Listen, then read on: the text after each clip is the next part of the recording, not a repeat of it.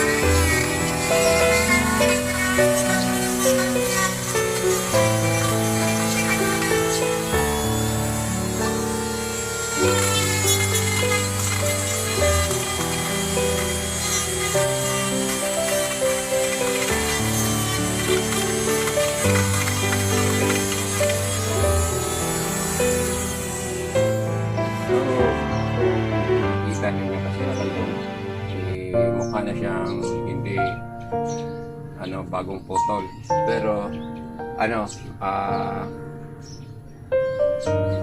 is delicate or yung klase itong ficus is not a hardwood, so kailangan lagyan ko dito ng sealant ko.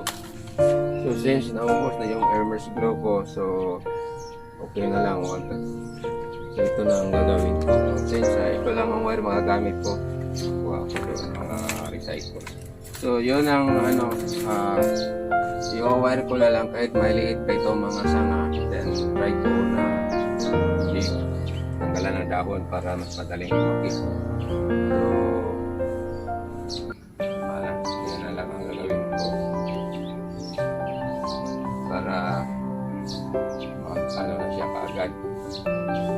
May guide na, kasi pag palakihin ko ito is kind of ficus, lagi na akong nabalian.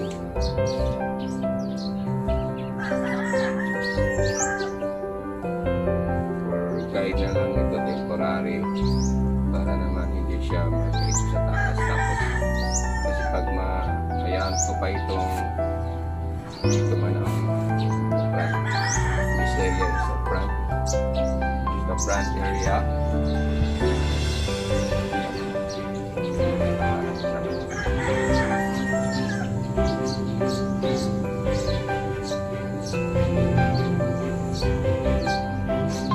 Basta mag-bend na lang ito, depende dun sa yung kakayahan sa mga wire kung dito.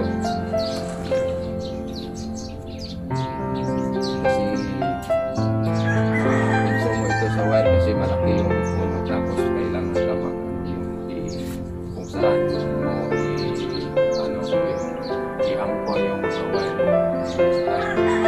Itong pag-wire ko, talaga yung parang ipipit sa maluwag.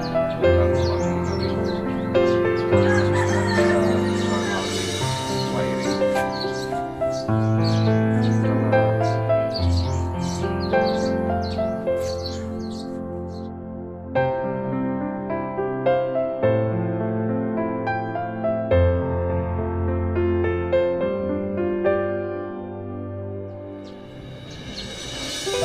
Then,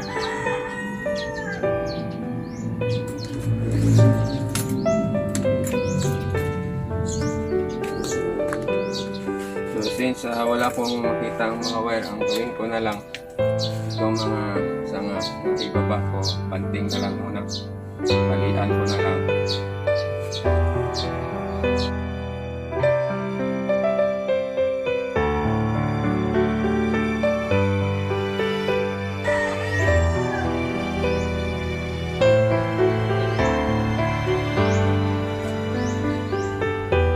So ito, sanga tinanyan ko, tapos it will go for paangat. So paangat sila na, so para spread out ng ganito, tapos hindi siya masyadong nakangkad. Kasi then this upper here para mag-multiply.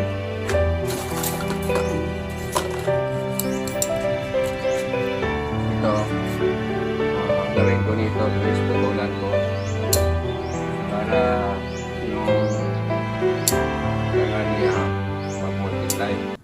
So for the starting, ito lang muna. So ang target ko nito is ito dito pababa kasi may para mahabol ito, tapos akit din ka kaunti lang dito na area sa dahon, then doon marami. So kasi ang patang in-adjust ko, I am adjusting this part here. So dito dahon hanggang dito lang siguro, then doon dyan ang dahon, so maging balance. So for this day, ito lang ang masishare ko sa inyo regarding yung paggamit ko ng ulit yung aking rotary tools na minsan umandar, minsan hindi. So umandar, tapos hindi na naman. So again, maraming salamat ulit. Hopefully you have an idea about what I did in my bonsai na maliit pa lang, winire ko na. So once again, thank you very much for watching. Bye bye.